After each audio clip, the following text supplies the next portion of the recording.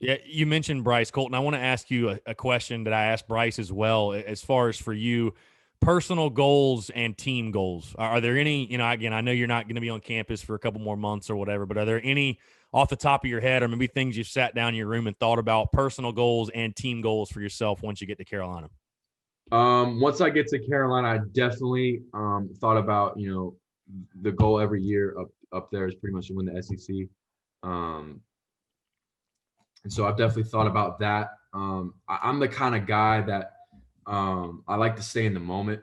Mm, So I haven't put much thought into that specifically, but I have put a lot of thought into making myself the best version of me that I can be, so that South Carolina and the team reaps the benefits of that when I get there. Like personally, like for this year, my senior year, I'd like to throw for 3,500 yards. Um, that would put me over 8,000 yards in 3 years.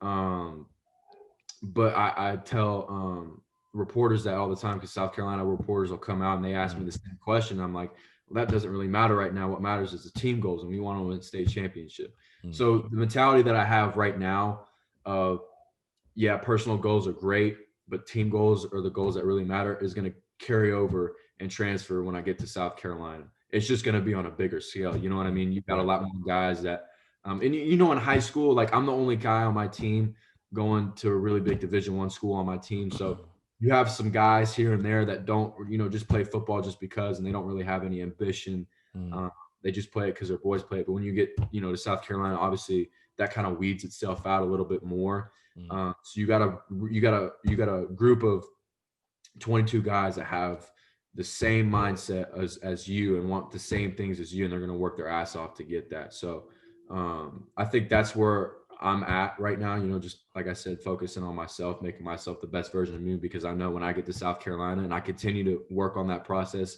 for myself, that I'm going to reap the benefits, but also it's in an unselfish way. My teammates and the university is going to reap the benefits of that as well.